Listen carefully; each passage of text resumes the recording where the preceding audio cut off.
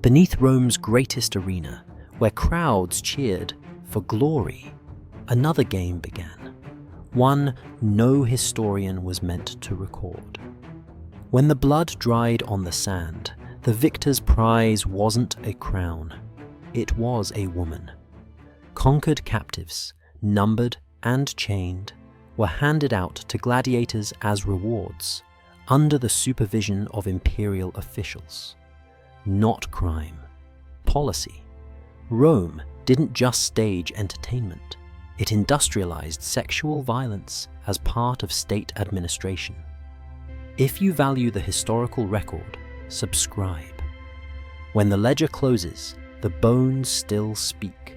The torches still burned long after the audience had gone. Above the Colosseum, marble, arches, empire. Below, the Hypogeum, a labyrinth of stone and iron, where human breath mixed with the stench of sweat and rust. The crowd's roar had turned into silence, and that silence was when the real spectacle began. A guard moved through the corridor, keys clinking at his waist. Behind him, a gladiator, still streaked with blood and dust, followed in heavy armor. His victory had drawn cheers, bets, and coins. Now, it earned him a visit to the lower chambers. This was the ritual Rome never wrote down, the Victoria Carnalis, the carnal victory. It was not a secret act of lust. It was an extension of conquest, as methodical as taxation. Each captive woman had been processed through the bureaucracy of empire, classified by age, origin, and condition. Germania, Britannia, Parthia, names of provinces carved into records beside her own, reduced to columns and numbers. Officials known as commentari recorded these transactions, assigning resources to the day's champions. This wasn't chaos, it was efficiency. The same empire that perfected aqueducts and law codes had found a way to weaponize humiliation. To the Romans, these women were res humanae, human things. Their bodies were not symbols of cruelty, they were infrastructure. Every act beneath the arena reaffirmed the same principle displayed above it, that Rome had absolute dominion, over territory, over flesh, over silence itself. The architecture still remembers. In the chambers beneath the Colosseum, archaeologists found benches built at waist height, iron rings fixed into walls, doors that locked from the outside. The stones are scored with scratches, desperate, human, unrecorded. No Roman chronicle ever mentions them. But the evidence is carved into the very structure that tourists now admire. Imagine standing there. The torches flicker, the air is thick, and every sound echoes like confession. The gladiator, a slave elevated for one night, steps inside the cell. The door shuts. The empire's victory is reenacted again, privately, quietly, lawfully. This was not the madness of a single ruler. It was the operating system of empire, reward through domination, order through fear. Civilization built atop ritualized dehumanization. When the crowd above cheered, they thought the violence had ended. It hadn't. It simply moved underground. Because for Rome, the arena never closed. It just changed rooms. To understand what happened beneath the Colosseum, we have to start with the law. Because Rome never committed violence without a statute to sanctify it. Every horror had a clause. Every act of cruelty had a receipt. The degradation of the conquered was not the result of chaos, but the fulfillment of administrative procedure. The term was res humanae, human things. Under Roman jurisprudence, enslaved captives were legally identical to livestock or furniture. You could transfer, destroy, or use them at will. And the law would not call it harm, because harm required the victim to be a person. A captiva, a conquered woman, was not a person. She was an entry in an account book. That was how Rome expanded, not only by sword, but by record keeping. Every new province brought fresh bodies to the system: prisoners, laborers, slaves. The men were sent to the mines or killed for spectacle. The children, small enough to be profitable, were shipped to markets in the east. The women of childbearing age were taken into state custody and distributed to whoever the bureaucracy deemed deserving. This was empire as inventory management. Even the language of conquest was transactional. The military campaigns of Caesar, Trajan, and Hadrian generated what historians call human capital. Ledgers found in papyri from Egypt list quotas of slaves per legion. The army didn't just fight wars, it supplied Rome's economy with human resources. When you trace these documents, a pattern emerges. The ludus, or gladiator schools, appear as regular recipients of these state transfers. The connection between battlefield and arena was literal. The women marched in chains from conquered towns, processed through holding stations, and eventually delivered beneath the amphitheaters of the capital. The empire that built aqueducts to channel water built another system to channel flesh. In the administrative offices attached to the arenas, the officinae ludorum, clerks known as commentarii kept what modern historians call the ledgers of pain. These records listed captured women by category: Germanica, age approximately 20, good condition, assigned to amphitheatrum holdings. The documents were unemotional, precise, bureaucratic. Every line reduced life to logistics. When a gladiator achieved victory, his name was added to a separate column under merita, earned privileges. If his performance pleased the sponsors, he could be rewarded with one of the captives held below. This process followed the same template as other forms of Roman accounting. The A Rationibus, imperial financial officers, approved the transactions. The women's fates were validated through stamped seals, ensuring that what happened next was not a crime of passion, but an act of policy. Rome called this administratio management. But what it managed was horror. Consider what that meant in practice. After the crowd left, the gladiator descended into the hypogeum. The guard with the key acted as both warden and witness. The woman, already stripped of identity, was taken from a cell, or the gladiator was escorted in. There was no secrecy, no shame. The act was scheduled, logged like the release of a lion or the cleaning of the arena. The Roman philosopher Seneca once wrote that law is the reflection of reason. But in this reflection, we see something else. Reason stripped of empathy, logic used to mechanize suffering. The law didn't merely permit cruelty, it gave it shape. And yet, to the Roman elite, this system was a point of pride. It demonstrated the empire's ability to govern every aspect of life and death with precision. The Colosseum was not a monument to chaos, it was a monument to control. The evidence still speaks. In marble inscriptions that list expenditures for games, cost of beasts, oil, prizes, captives. The word captives is not hidden among euphemisms. It's there, engraved beside food and logistics, part of the official operating budget. This was not the work of a sadistic emperor acting in secret. It was the collective machinery of empire. senators who funded the games, officials who recorded the expenses, citizens who filled the stands. Their approval was the true weapon. To the Roman mind, conquest was not only territorial but moral. Dominating another people required proving that they deserved to be dominated.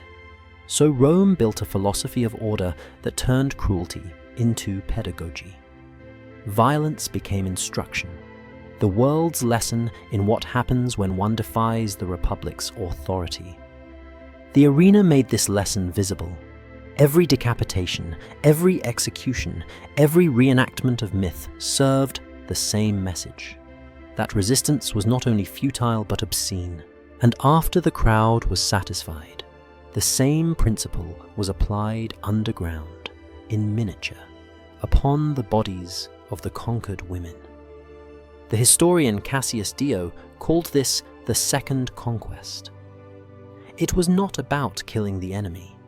It was about killing the idea of opposition itself.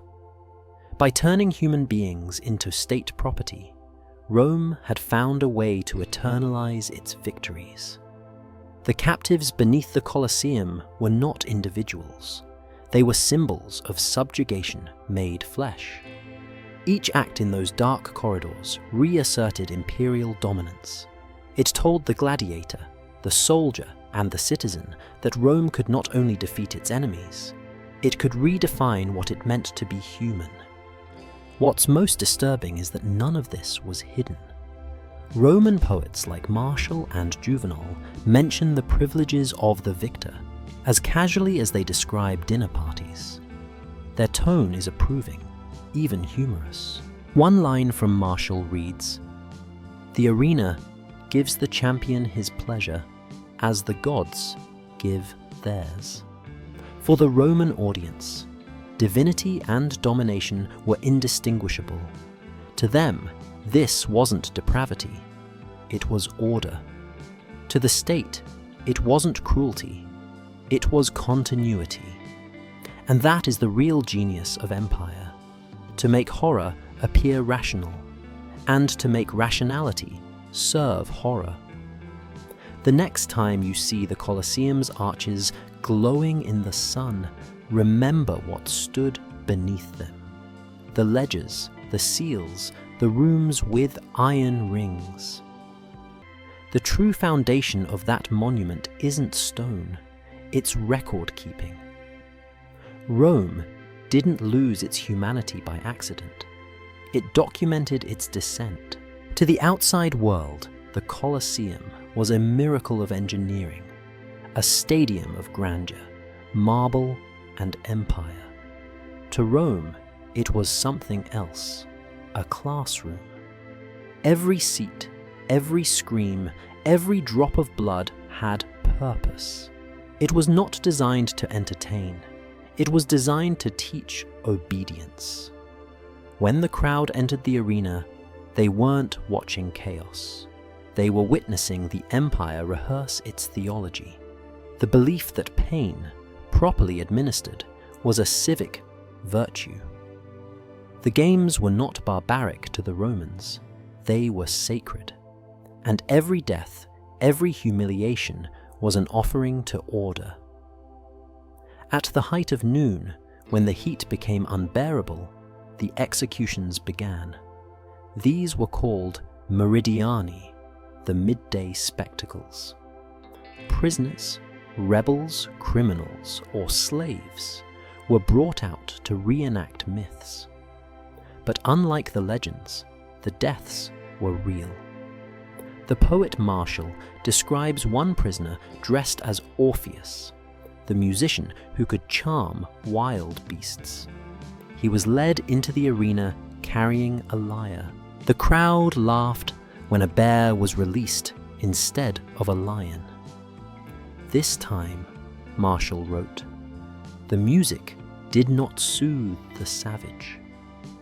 The bear tore the man apart, while spectators ate honeyed dates. Another account, this one whispered even among Roman historians, tells of a woman forced to play Pasiphae, the queen cursed to mate with a sacred bull.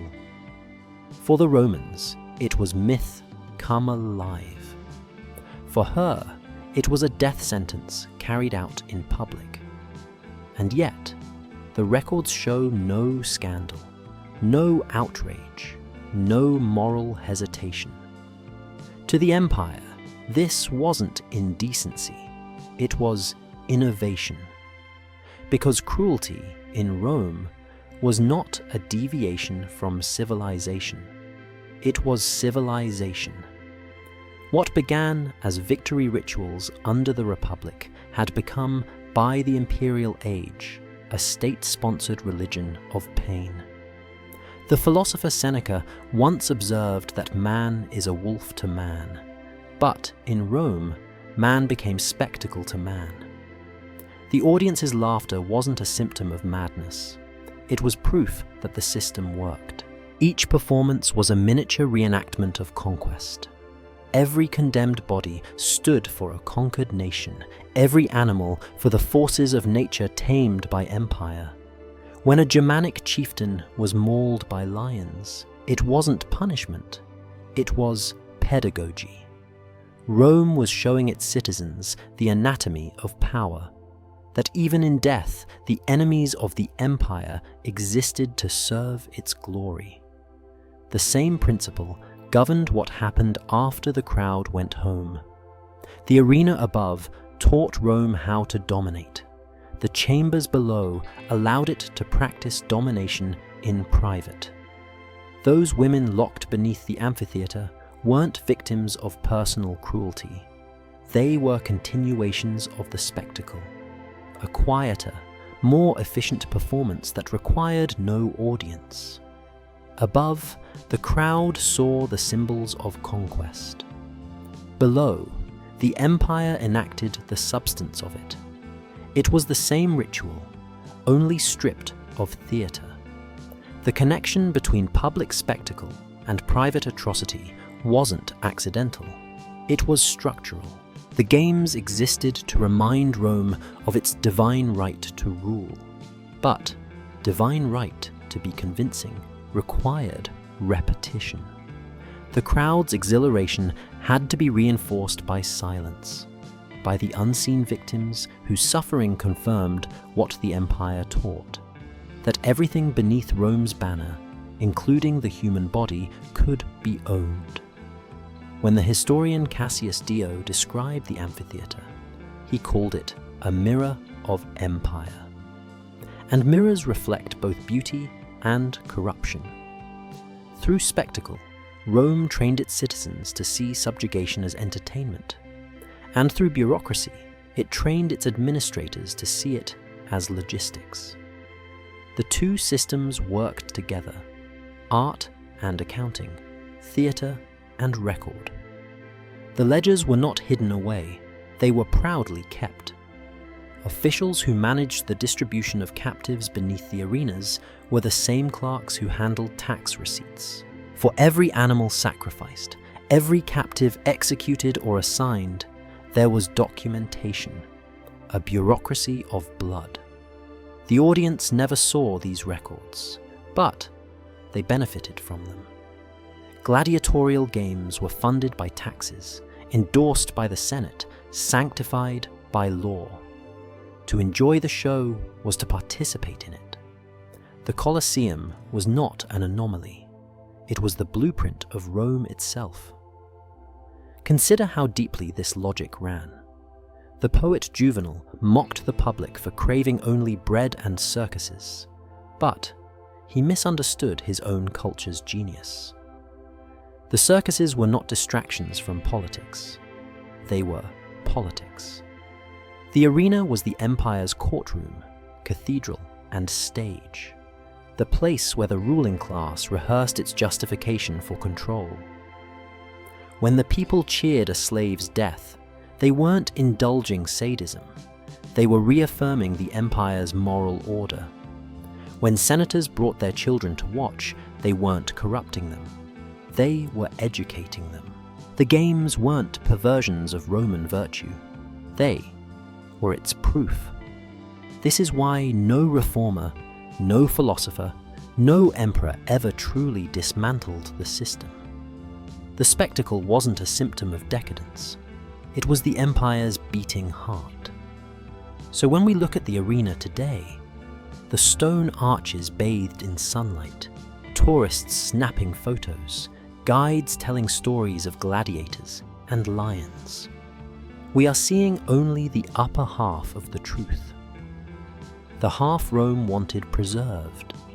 The other half, the ledgers, the captives, the locked doors below, was designed to disappear.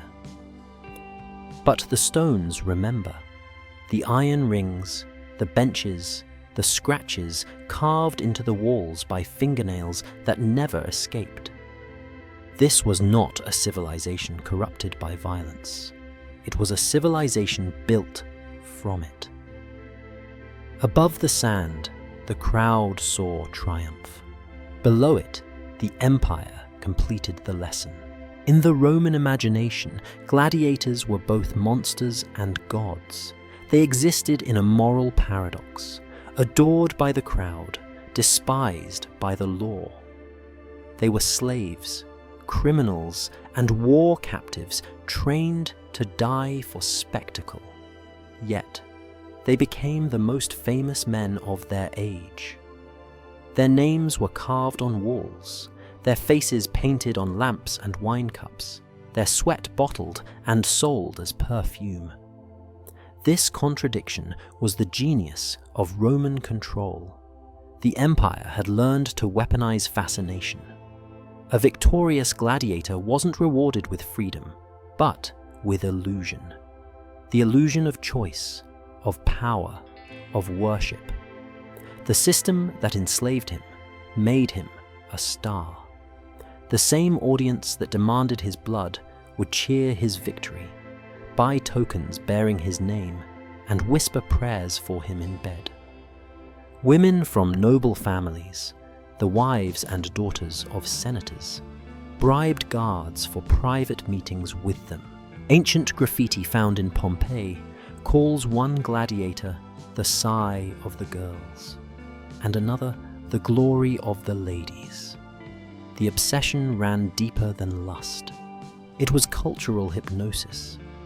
In a society built on domination, the gladiator embodied both submission and mastery, the perfect paradox to keep citizens entranced. The philosopher Epictetus, himself once enslaved, observed that Rome trained people to love their chains. The gladiatorial cult proved him right. For the lower classes, gladiators were idols of rebellion, men who fought and survived. For the elite, they were proof of Rome's divinely ordained hierarchy. Even in fame, a slave remained property. And for the state, they were political sedatives, blood and applause replacing bread and justice. This is where the logic of the carnal victory fit perfectly. The system beneath the arena mirrored the one above it. The state offered the gladiator just enough power to feel superior to someone else. For one night, he became Rome itself, the conqueror, not the conquered. And that illusion was priceless, because the empire feared these men as much as it glorified them. In 73 BCE, a small revolt broke out in a gladiator school in Capua. 78 fighters escaped, led by a Thracian named Spartacus. Within months, their rebellion grew into an army of 70,000, a force so disciplined it defeated one Roman legion after another. For 2 years, the Republic trembled. When the revolt was crushed, 6,000 survivors were crucified along the Via Appia, one body every 40 meters for 200 kilometers.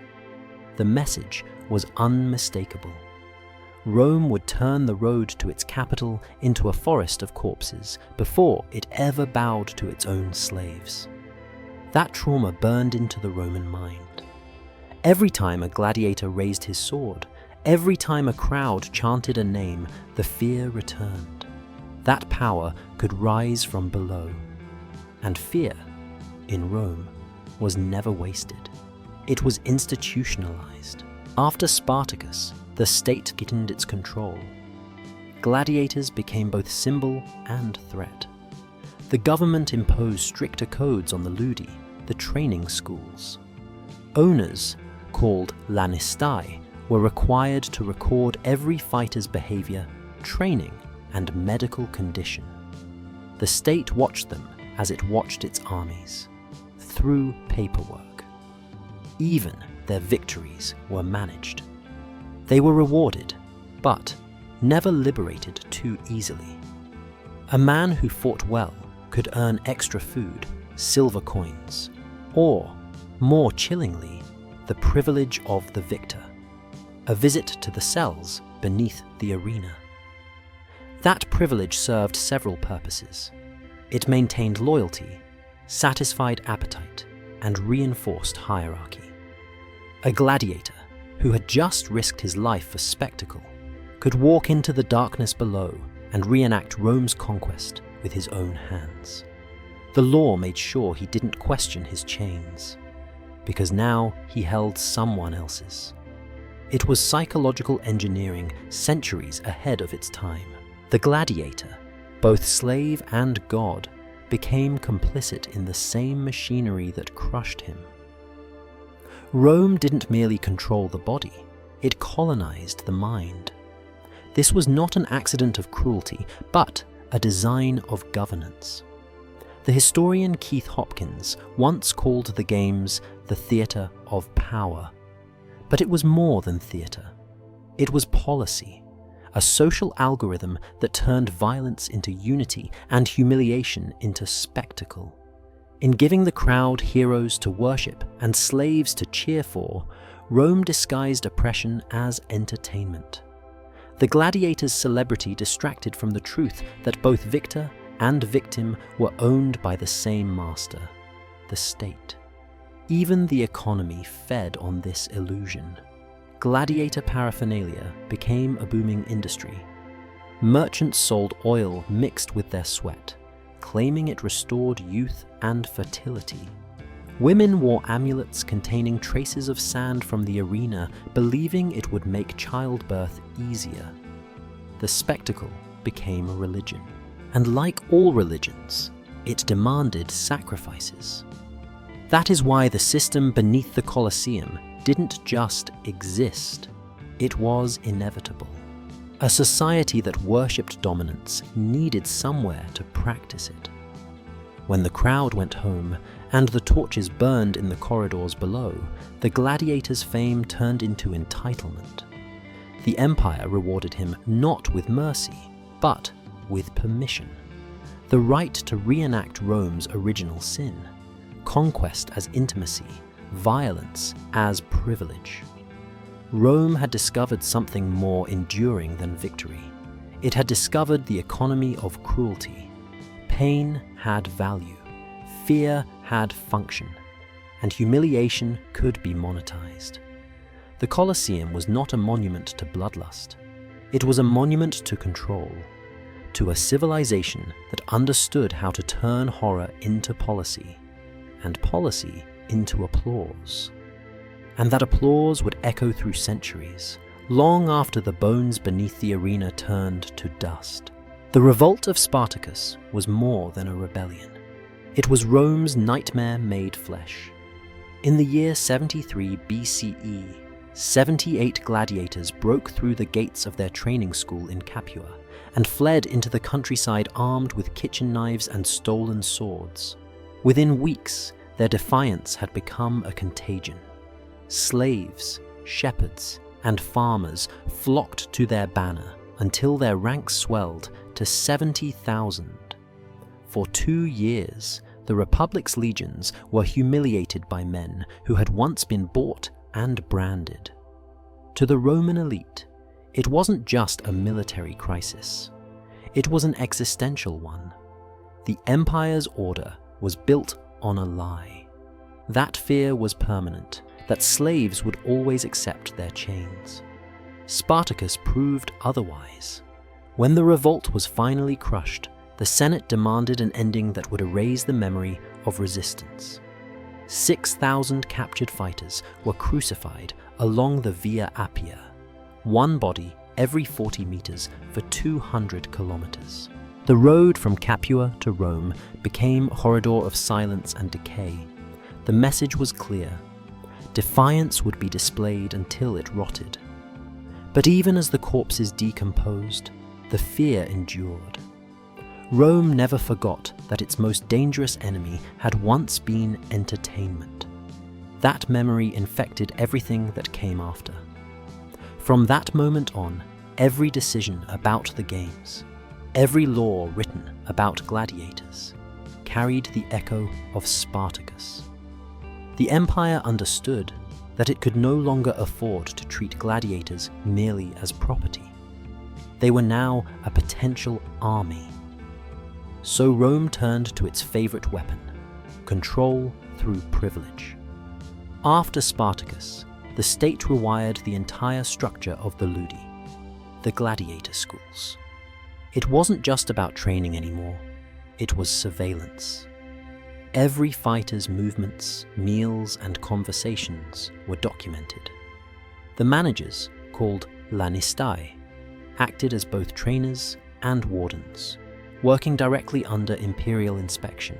The rationibus, financial officers of the emperor, oversaw payments, discipline, and rewards. Rome had converted fear into administration. They didn't disband the system that had nearly destroyed them. They domesticated it. This is where the policy of the Victoria Carnalis, the carnal victory, became so effective. The revolt had revealed that control by punishment was fragile. Fear could break, desire could not. So the state began to balance terror with indulgence. A victorious gladiator, instead of rebellion, would receive a reward that mimicked conquest. He would descend beneath the Colosseum, where captive women, war spoils catalogued in ledgers, awaited as prizes of performance. It was a perfect psychological mechanism. Rome transformed potential mutiny into ritualized domination. The gladiator's fury was redirected downward, away from his masters, onto someone even lower in the hierarchy. Each reward reinforced two lessons. For the gladiator, that he could be both enslaved and privileged. For the captive, that submission was Rome's final command. The empire had learned from its trauma. It no longer ruled only by crucifixion. It ruled by simulation, by giving its killers a taste of the power it reserved for itself. Archaeological discoveries from Capua, the very city where the rebellion began, reveal this transformation in architecture. After the revolt, the amphitheatre was rebuilt with deeper substructures and narrower corridors. The hypogeum beneath it was divided into sectors, each with specific functions: animal pens, mechanical lifts, and small rooms with benches and shackles. One corridor, marked by unusual ring placements and reinforced doors, matches the pattern found later under the Colosseum in Rome. These were not holding cells for beasts, they were human spaces, designed for confinement, selection, and silence. Even in the design of the building, fear had been engineered into stone. The same city that had birthed rebellion now pioneered the architecture of repression. Roman chroniclers were careful not to dwell on the revolt's emotional legacy. They wrote of Spartacus as a bandit, a beast, a man who forgot his station. But buried in the rhetoric is a tremor of awe. They could not erase what he proved, that the machinery of empire could be broken from within. And that terror lingered. Every noble watching a gladiator fight, every senator sponsoring the games, remembered the forest of crosses lining the Appian Way. Every cheer carried a trace of nervous relief, As if by applauding, they could keep the ghosts of the crucified at bay. The games themselves changed tone. They became louder, bloodier, more theatrical, not to celebrate Rome's power, but to drown out its fear. Yet fear has a way of reshaping what it touches. By institutionalizing the Victoria Carnalis, Rome gave its most dangerous men a private empire beneath the arena. In the dim corridors of the Hypogeum, the hierarchy inverted. The slave became conqueror for an hour. The empire's trauma became its therapy.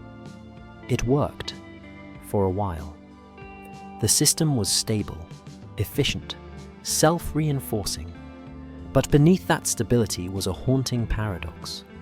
The gladiator's moment of power was a lie.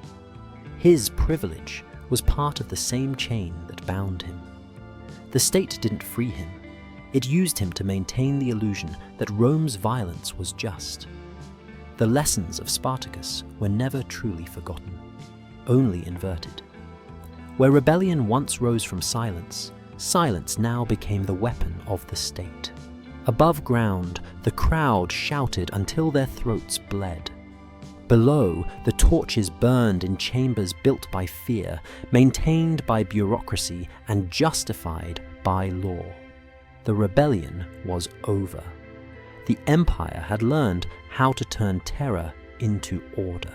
And in the darkness beneath the arena, Rome rehearsed its victory, again and again. The Roman Empire never wasted power. It recycled it.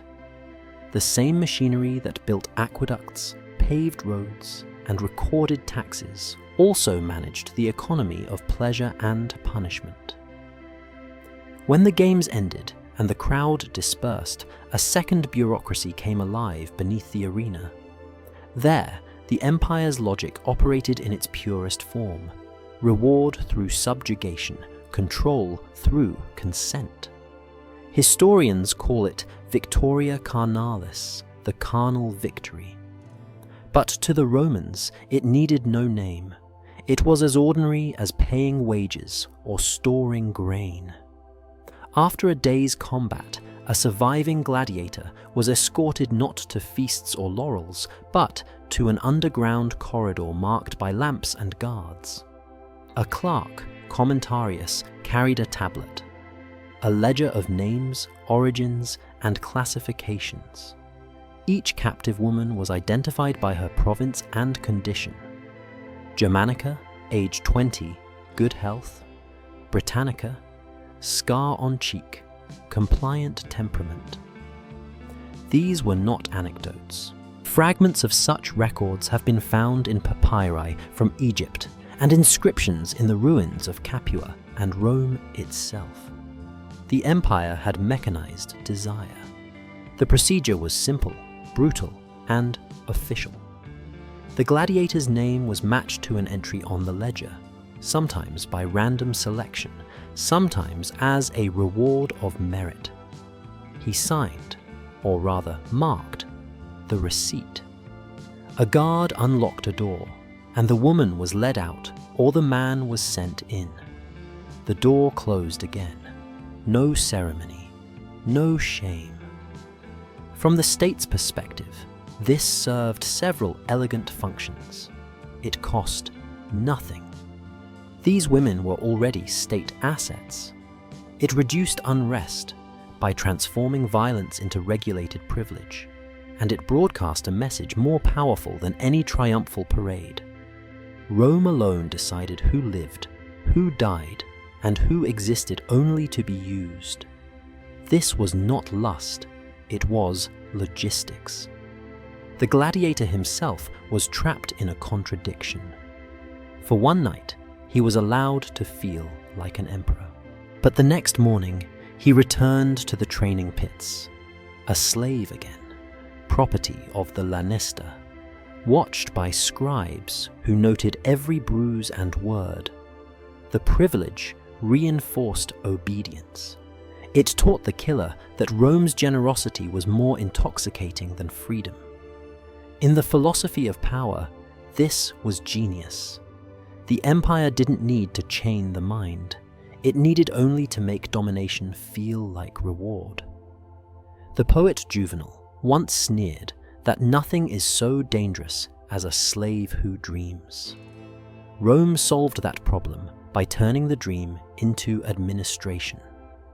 Archaeology has confirmed what the chroniclers ignored. In the hypogeum of the Colosseum, those dark corridors beneath the arena, modern excavations have uncovered chambers too small for storage, too private for animals, too fortified for casual use. The benches inside are built at precise heights. The iron rings anchored into the walls sit at shoulder and ankle level. Some rooms show burn marks near the floor where torches once stood. These spaces are not hypothetical. They are physical. The stones are still there. And in Capua, the city where Spartacus once trained, identical chambers exist beneath the old amphitheater, suggesting not accident, but replication. Rome standardized its architecture of abuse the same way it standardized aqueducts and temples. What began as cruelty became infrastructure. The moral calculus was chillingly rational. The state could maintain thousands of dangerous fighters without rebellion because it allowed them to imitate the power that oppressed them. The Victoria Carnalis gave each man the illusion of conquest, the same act that defined the empire above ground. In that moment, the gladiator believed himself the master, but he was merely performing the state's own mythology. Even the terminology reveals the perversion. The women were captiva, the men victores. The relationship was not personal, it was imperial. A miniature reenactment of Rome's domination, repeated endlessly in the dark. When we read Roman historians like Cassius Dio or Suetonius, we find only hints. Phrases like privileges of the victor or favors granted to the brave. They never elaborate, because to them it required no explanation. The act was normalized beyond question. That is the final cruelty of bureaucracy. Not secrecy, but indifference. To understand how complete this system was, consider its economics. The ludus, the gladiator school, operated like a factory, funded partly by imperial grants and partly by private sponsors. The cost of maintaining a single fighter could reach thousands of sesterces per year. The Victoria Carnalis offered a non-monetary way to keep morale high without inflating wages or granting dangerous liberties. It was cost-effective domination. Senators and provincial governors even competed to host more elaborate games, knowing the rewards offered afterward would enhance their reputations among Rome's elite. These weren't acts of sadism. They were investments in political stability. In the Roman Empire, cruelty was not a crime, it was currency. Occasionally, the machinery faltered. A woman might resist too violently, a gladiator might overstep. But there was no word for rape in this context, only damage to property. Any injury sustained by the captive was written off as spoil depreciation. The language itself erased empathy. This is what made Rome's genius so terrifying. It didn't hide its brutality behind emotion. It buried it in paperwork. What survived of these records? Stone inscriptions, fragments of wax tablets, reeds like inventory logs. Yet, between those cold lines, we glimpse the living horror, the bureaucrat checking a box, the guard closing a door, the sound of chains tightening in the dark. Each action was ordinary, legal, and utterly damning. Rome's enemies accused it of decadence. Rome answered with pride. "We bring order," wrote the historian Livy, "to those who cannot govern themselves." But order was just another word for obedience. and obedience required demonstrations. Every night beneath the arena, the empire proved its thesis: that even pleasure could serve the law, that domination could feel like duty, that civilization could wear the mask of reason while practicing the logic of annihilation. Above, marble arches gleamed in torchlight, and the world admired Rome's glory. Below, in the half-dark of the Hypogeum, the true empire went to work, precise, disciplined, eternal. When the torches burned out and the guards returned to their posts, the clerk marked one last line in his tablet: Meritum completed. Asset returned to holding. The ledger closed, and Rome slept, certain that order had been restored. To this day, the stones beneath the Colosseum still whisper. They tell a story not of spectacle, but of design, of how a civilization capable of perfect geometry used the same precision to engineer pain. When archaeologists first began excavating the Hypogeum in the 19th century, they marveled at its ingenuity. The labyrinth of corridors, pulleys, and trapdoors that lifted animals and fighters into the arena was a masterpiece of Roman engineering. But the deeper they dug, the more they found that didn't belong. Rooms too small for animals, benches cut at human height, rings bolted into walls, doors reinforced from the outside. Some chambers contained narrow ledges, only a hand's width deep, useless for storage, but perfect for forcing someone to kneel. On several walls, archaeologists found faint scratches, arcs, not words, as if made by fingernails. These weren't mistakes in design, they were evidence of purpose. The Hypogeum wasn't built as an afterthought. It was constructed simultaneously with the Colosseum itself, around 80 CE, during the reign of Emperor Titus.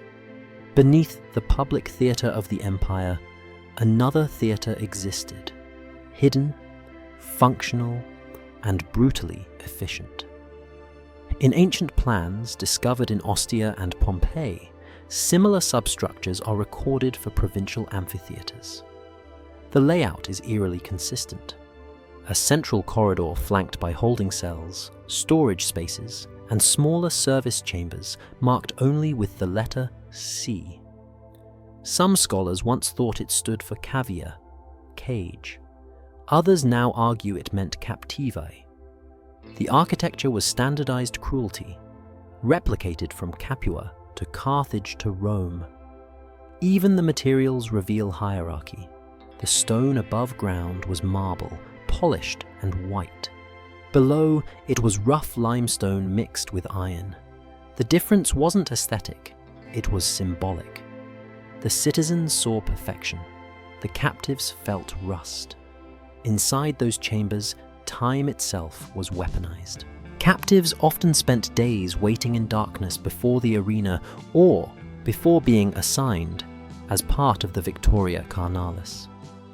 The Hypogeum amplified anticipation, the sound of hooves above, the smell of oil and blood dripping through the slats, the vibration of crowds chanting for death. Roman architects understood something modern psychology would only later describe. Anticipation deepens terror. The Hypogeum wasn't only a space, it was an instrument. When the floorboards opened, light cut through the darkness like judgment. Prisoners were dragged upward toward the arena, or sideways toward the service corridors where gladiators waited. The design forced everybody to move along predetermined paths. No chaos, no improvisation, only sequence. In Capua, the amphitheatre that once trained Spartacus bears the same pattern. There, a chamber discovered in 1928 contained a wall of iron rings positioned at uniform intervals. Beneath them, traces of lime, and organic residue. For years, scholars debated whether it was a stable or a cell, but the placement of the rings, too high for animals and too low for tools, settled the question. It was human space. Similar evidence exists in North Africa and Gaul. Beneath the amphitheatre of El Jem in modern Tunisia, local legend calls one underground hall the Chamber of Women. Visitors reported an unpleasant chill, and markings on the walls resembling letters of despair. Everywhere Rome built spectacle, it built silence below it. In 2018, ground-penetrating scans beneath the Colosseum revealed yet another layer, a smaller series of rooms beneath the known hypogeum. Their layout remains unexcavated, sealed by centuries of debris, but the imaging shows rectangular cells branching off a narrow hallway, the same geometry as known holding spaces for captives. Rome's genius was not its brutality, it was its order. Even cruelty had a blueprint. Modern historians try to soften these findings with uncertainty. They argue, perhaps these were storage rooms, or animal pens, or workshops. But the walls tell a different story. The dimensions are wrong for storage, the ring placements illogical for beasts.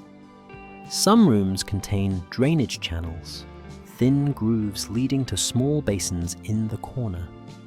Their function is obvious and unspeakable. Cassius Dio once mentioned, in passing, those beneath the arena awaiting their use.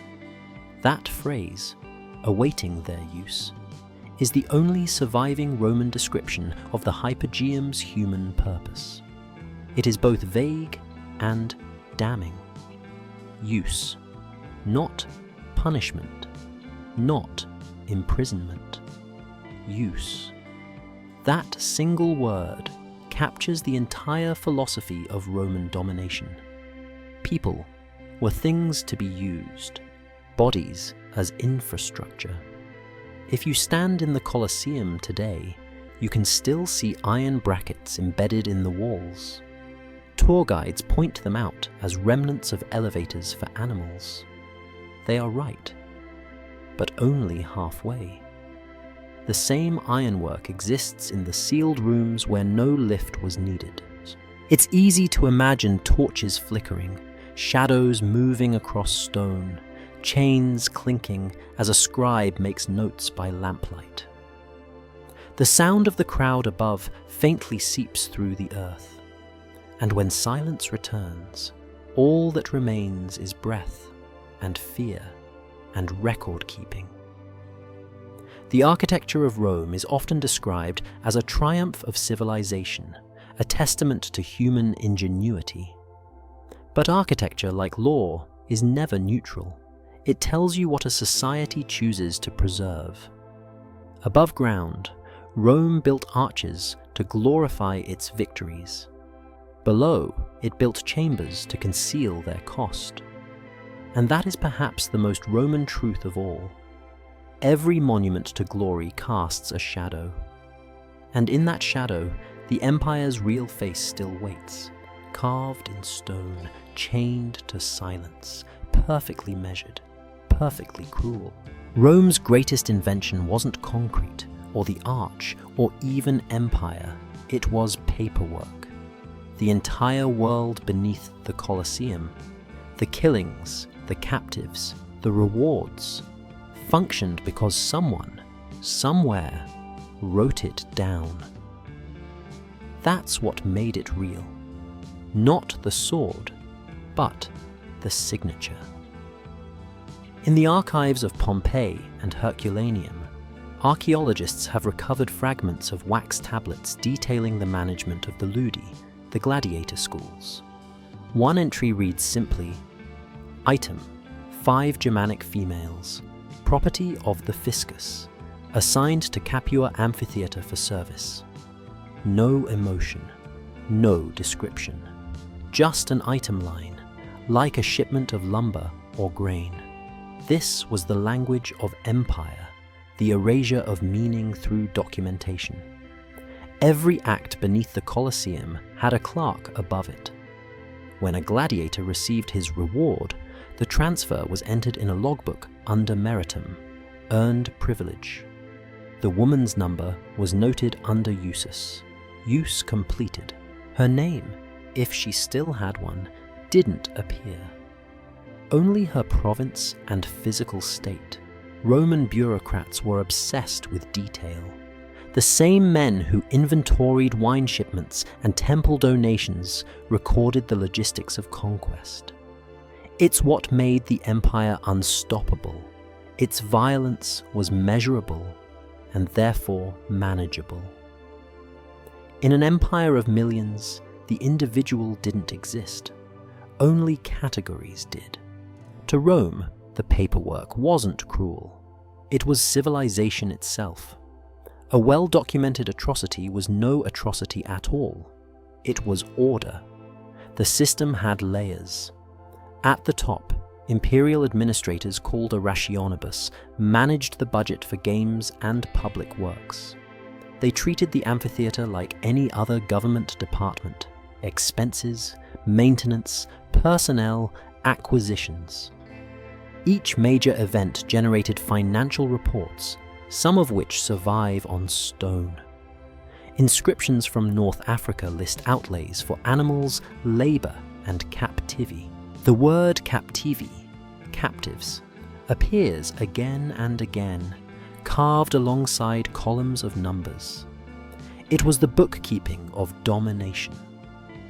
Beneath them were the commentarii, the record keepers stationed at the arena itself.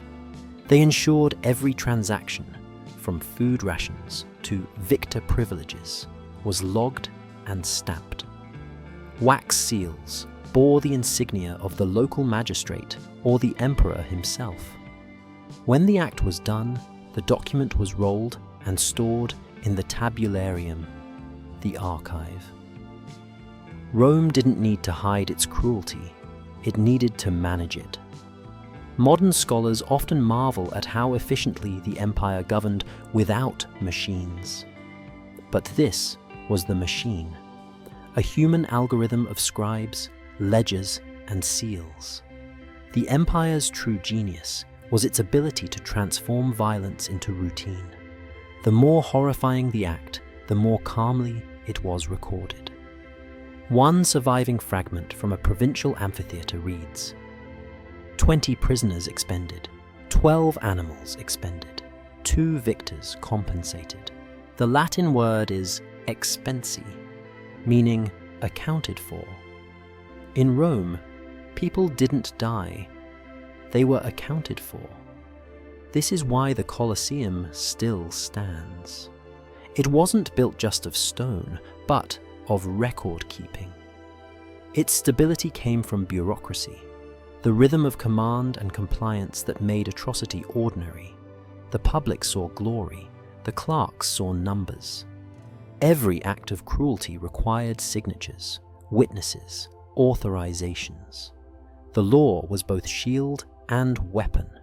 It didn't stop violence, it framed it. When a captive was handed to a gladiator, the act wasn't hidden, it was legalized. Once logged, it ceased to be sin and became state function. That's what Rome perfected, the moral insulation of the administrator. The poet Lucan once wrote that Rome's crimes are eternal because Rome wrote them down. He meant it as condemnation. The empire treated it as achievement. By converting suffering into documents, it ensured the machinery could survive any emperor, any war, any moral shift. Even when Rome became Christian centuries later, the bureaucracy remained. The ledgers didn't vanish, they simply changed gods. The language of meritum and usus survived in monastic Latin, detached from its origins, but not its logic. In the Vatican archives today, among medieval charters and papal edicts, a few fragments of Roman administrative tablets still exist. Brittle, half erased, labeled decaptivis. They are relics of silence, pieces of a system that once quantified human worth in ink and wax. To the empire, the hypogeum was only the visible tip of a deeper structure, one made not of stone, but of scribes. Every chain had a counterpart in a ledger. Every scar had a signature behind it. This is what made the Roman order so enduring. It didn't depend on cruelty alone. It depended on documentation. So long as the act was written, it was justified. So long as the form was complete, no one was guilty. That's why, centuries later, when archaeologists unearthed these records, the horror didn't come from the descriptions of violence. It came from their tone. Calm, efficient, professional. The handwriting is neat. The columns are straight. The voices of the victims are gone, but the ink endures, unbothered, immaculate. That is the final victory of Rome's invisible bureaucracy. It taught the world that atrocity could be civilized, that cruelty could wear the mask of administration, that silence could look like order. Above the ground, tourists take photos of the Colosseum's grandeur. Below, the empire's real monument remains. Not the arches, but the archives. Because marble can crumble, but paperwork never dies. The most terrifying thing about Rome wasn't its cruelty, it was its calm. The citizens didn't see themselves as villains. They saw themselves as civilized, as lawful, as chosen to bring order to a barbaric world. The arena wasn't a crime scene to them, it was a classroom, a place where Rome taught itself who deserved to rule and who deserved to kneel. Every society needs a story to justify its power. Rome's story was simple. Civilization equals dominance. The gods themselves, they claimed, favored hierarchy. Jupiter ruled the heavens as Caesar ruled the earth. And if heaven required obedience, so did empire.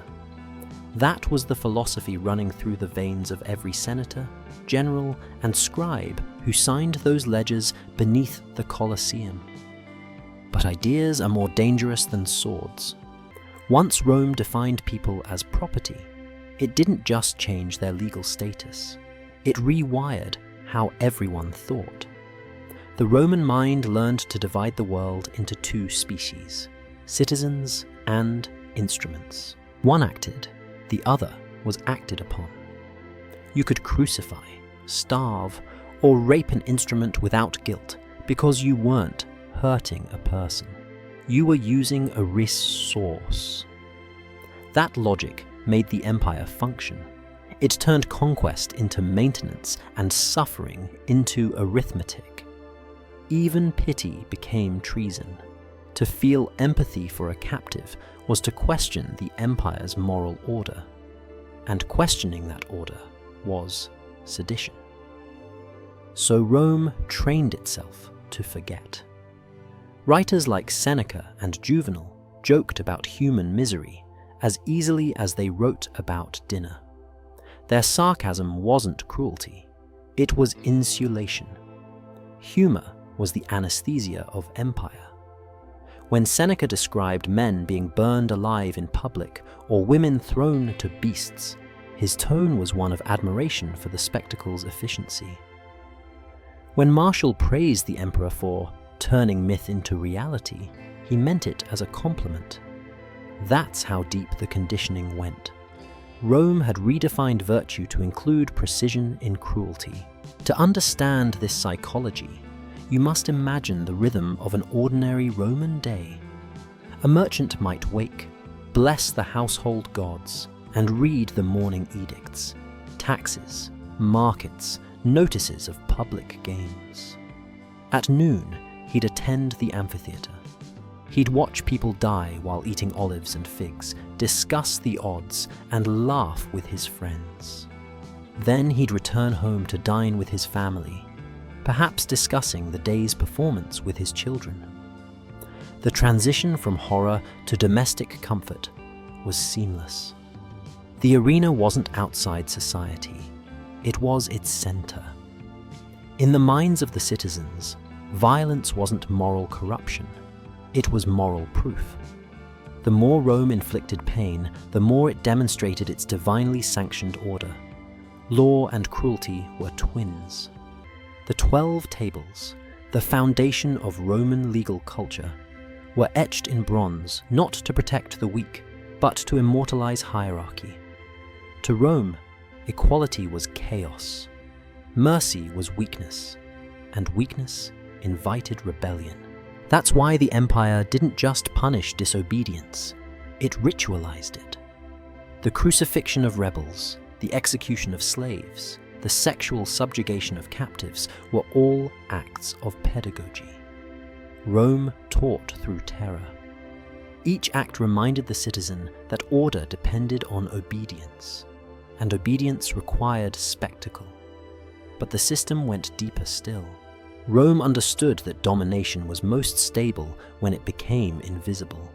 So it trained its people to see pain as beauty. Statues celebrated bound captives as artistic motifs. Poets turned conquered women into metaphors of peace. Even the word pax, peace, meant submission enforced by victory. To maintain the illusion of civilization, Rome had to disguise violence as virtue and make suffering seem sacred. The result was collective moral anesthesia. Everyone participated, and no one felt responsible. The senators voted for funding. The engineers built the machines. The priests sanctified the rituals. The citizens applauded. The gladiators performed. The scribes recorded. And together, they created a system in which evil ceased to look like evil at all. This is the true legacy of the Roman mind. Not the roads, not the laws, but the ability to separate function from conscience. Rome proved that atrocity could coexist with refinement, that a man could quote Virgil in the morning and cheer at a beheading by noon. The empire's greatness didn't come from its victories. It came from its ability to convince itself that those victories were moral. In that sense, the Victoria Carnalis wasn't just an act of physical domination. It was an experiment in thought control. It taught the gladiator that his violence was sanctioned, the citizen that his silence was virtue, the clerk that his ink absolved him. It taught the empire that horror could be systematized. 2,000 years later, the pattern hasn't died. The words have changed, but the psychology remains. The language of order, efficiency, and necessity still hides the machinery of dehumanization. Rome was only the first civilization to perfect the equation. Bureaucracy plus belief equals complicity. Above the Colosseum, the sun gilded marble arches. Below, the damp air smelled of iron and fear. Between those two worlds stood the Roman citizen, educated, devout, civilized, watching and recording, utterly convinced that he was on the side of reason. That's how empires die slowly, not when they lose wars, but when they lose the ability to recognize themselves in their own cruelty. Every empire, no matter how disciplined, eventually flinches at its own reflection. For Rome, that moment came when women entered the arena, not as captives beneath, but as fighters above. It was the one spectacle the empire hadn't planned for. They were called gladiatrices. Some were slaves forced to fight. Others were noble women, drawn by the same paradox that built Rome itself, a hunger for power disguised as devotion. To step into the arena was to touch the forbidden, to perform violence that only men were meant to wield. For a few hours, they ceased to be wives, mothers, or property. They became participants in Rome's sacred theatre of blood. But the audience didn't know what to do with them. When female gladiators fought in Antioch in 200 CE, Emperor Septimius Severus sat among the crowd. The Greek spectators were silent, reverent. The Romans laughed. They shouted obscenities. They turned combat into innuendo. They didn't see warriors. They saw sex made public. The same act that Rome celebrated in men became scandalous in women. Severus, humiliated, banned women from the arena altogether. His decree wasn't about morality, it was about optics. Rome's cruelty could exist, but not its exposure. When women bled on the sand, the illusion cracked. The empire's favorite metaphor, civilization taming savagery, suddenly turned inward. The spectacle made the predator look human, and the human look like prey. That was the danger. The violence that sustained Rome had to remain invisible to its conscience. The female gladiators brought it into the light. So Rome sealed the gates again. The women went back underground, literally. The same architecture that once echoed with cheers now returned to silence. And beneath it, the Victoria Carnalis resumed in shadow. The problem wasn't cruelty, it was visibility. The empire understood something terrifying. Morality wasn't about what you did, but about what could be seen. This is how Rome survived centuries longer than its conscience. It learned to curate its horror. In art and literature, the female gladiator disappeared. Statues that once showed their figures were melted down. Reliefs were chiseled away. The state didn't just erase the women, it erased the idea that they had ever existed. The last trace comes from a funerary relief in Halicarnassus depicting two female fighters, Amazon and Achillea, shown in honorable combat. Historians believe it was carved by someone who had seen them fight. After that, nothing. The line went silent. But silence is never absence, it's management. The empire's public voice, the Senate, the poets, the chroniclers shifted the narrative.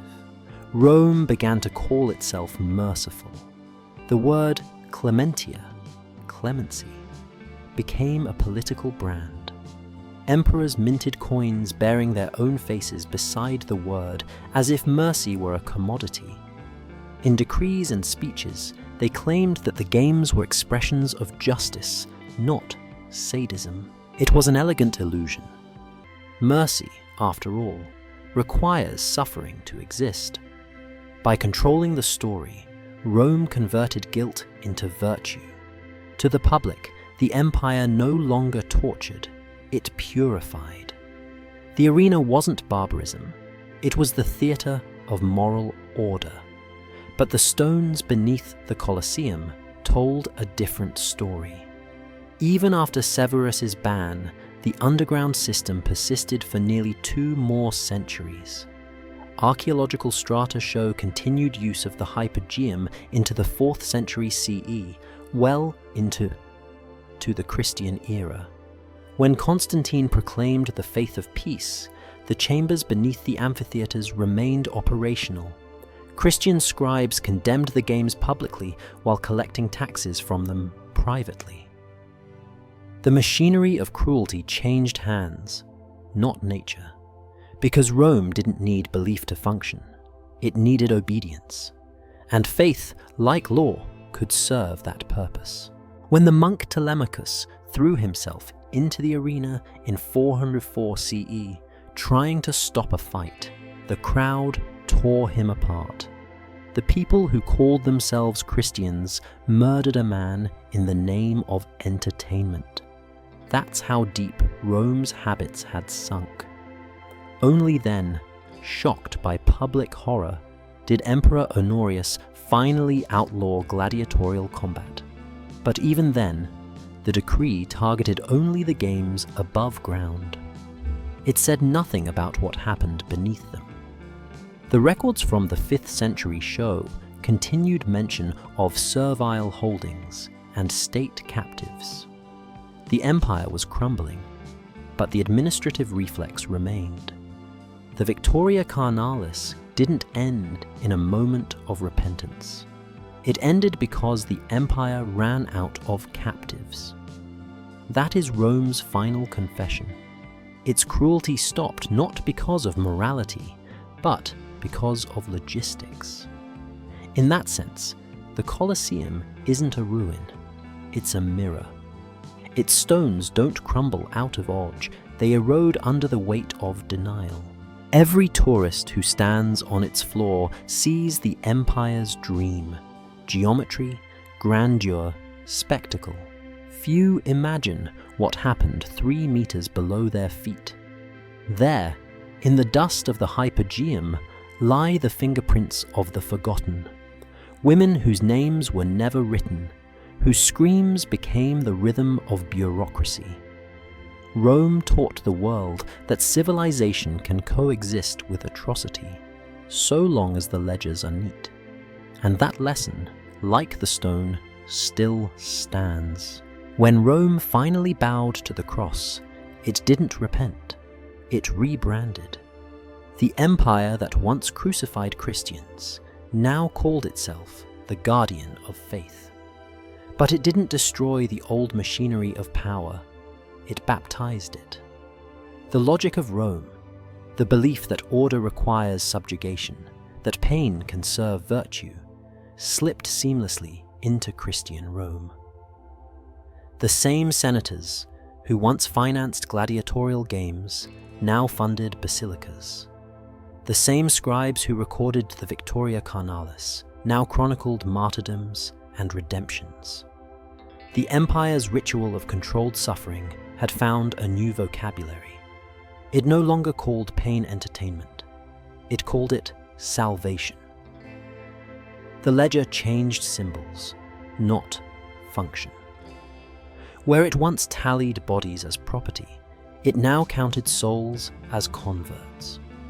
Where it once disciplined through spectacle, it now disciplined through faith. Rome had learned the most enduring secret of power.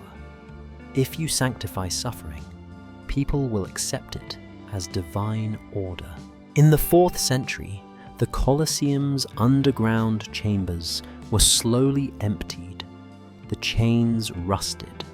The torches went out. But the architecture remained. The empire, now Christian, declared the amphitheatre a site of holy memory. Pilgrims came to pray where martyrs had died, unaware that centuries earlier those same corridors had echoed with the cries of nameless captives. Not saints, not rebels, just ordinary women crushed by the system's efficiency. The church told the story. Rome needed to believe that the arena was where faith triumphed over cruelty. But the archaeology contradicts it. The bones beneath the Colosseum bear no signs of Christian iconography, no evidence of ritual burial. The victims buried there predated the church entirely. The ground Rome called sacred was built on the bodies it never acknowledged. This is the sleight of hand every empire performs when it ages. It transforms guilt into holiness. By the 5th century, public games were gone, but private punishments remained. Imperial edicts banned the spectacle of combat, but left untouched the ius servorum, the right of masters over slaves. That legal continuity outlived the empire itself, surviving deep into the medieval world. What began as imperial policy became cultural inheritance. Rome fell. The ledger did not. In the monasteries that replaced the amphitheaters, monks copied Roman law alongside scripture. The language persisted. Meritum, merit, servitus, service, ordo, order. What had once justified domination now sanctified hierarchy. The vocabulary of salvation carried the DNA of subjugation, even the structure of confession.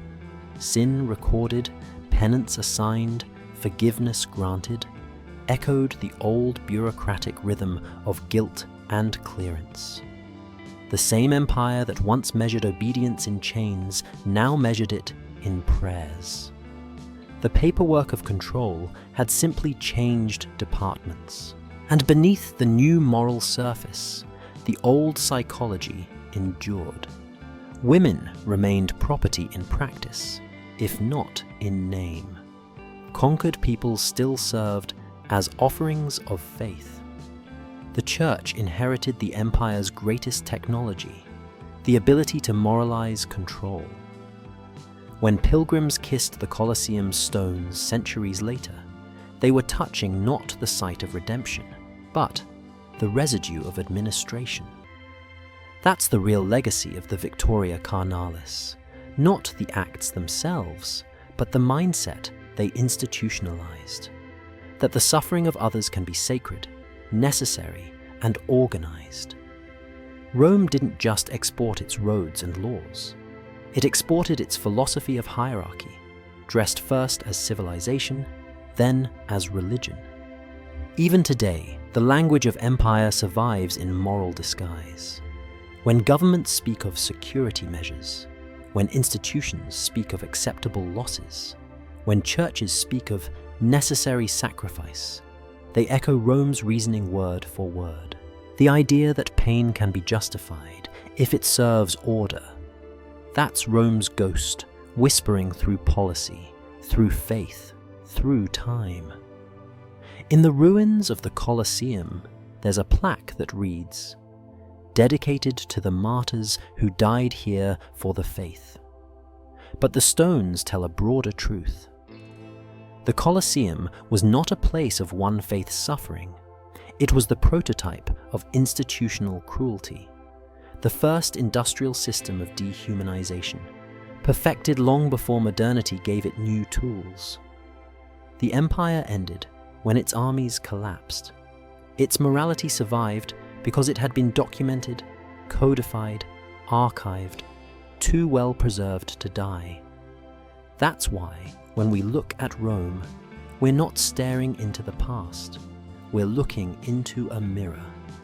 Because every society that values order over empathy, discipline over dignity, efficiency over humanity, every system that believes suffering is the price of stability, walks in Rome's footsteps. The names change, the ledgers evolve, the ideology remains. The cross replaced the eagle, but the ledger stayed open. Today, when tourists step into the Colosseum, they marvel at the arches, the acoustics, the precision of Roman engineering. They lift their phones to capture light spilling through stone, unaware that beneath their feet lie the remnants of a different kind of perfection, the perfection of control. Every corridor, every bolt in the wall, every record in a tablet was part of a moral machine designed to make atrocity look like order. That is Rome's true immortality, not the statues or the laws, but the system that could turn horror into habit. The last gladiatorial fight ended in 404 CE. The last captive processed beneath the arena likely died decades later, forgotten in the silence of administration. The empire collapsed. Its borders shrank. Its emperors became ghosts of marble. But the pattern survived. Power justifying itself through organization. Cruelty masquerading as governance. The Roman ledger never closed. It merely changed hands. If you read those ledgers now, the fragments in museums and archives, they feel strangely modern. tables of numbers, signatures, allocations. Item, one captive, reassigned. Item, property, restored. The language is detached, bureaucratic, professional. You could mistake it for a shipping manifest or a factory report. That is the genius and the horror of civilization. When cruelty becomes systematic, it stops looking like cruelty. It becomes policy.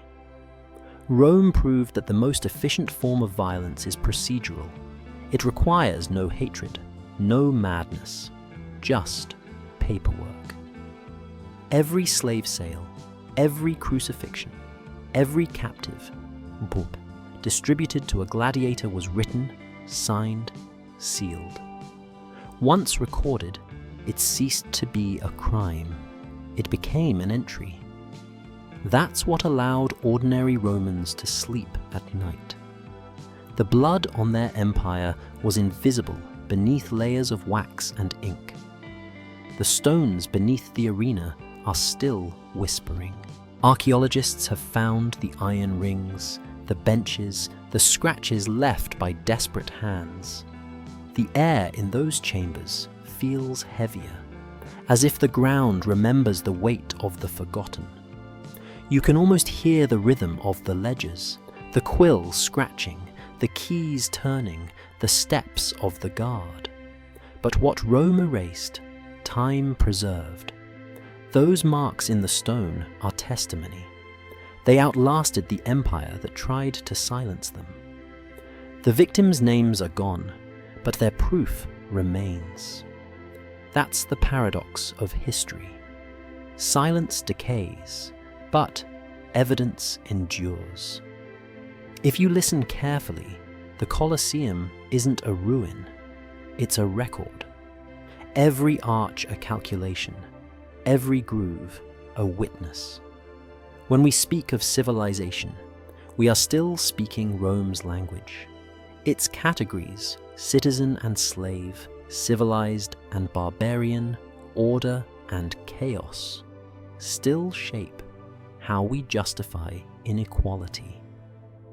The empire may be gone, but the architecture of its thinking still stands. Because Rome didn't fall, it metastasized.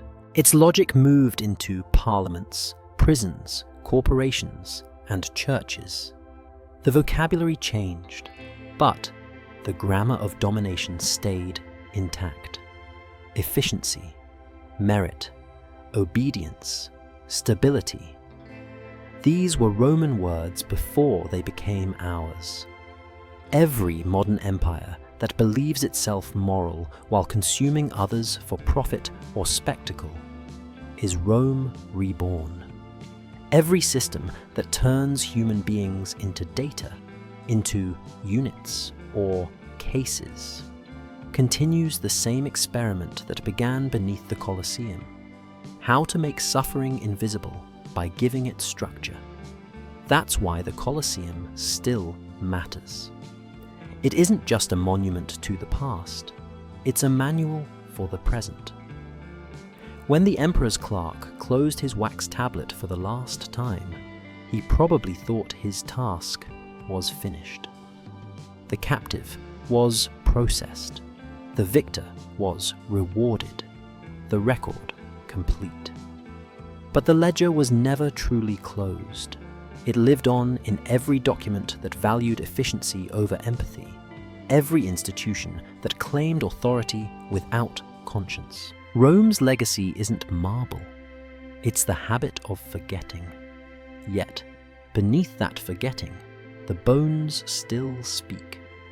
They speak in the language of archaeology, in the etchings of graffiti, in the empty spaces where names should be. They remind us that power is always accounting for itself, and that silence is never neutral. The Colosseum doesn't ask us to condemn Rome.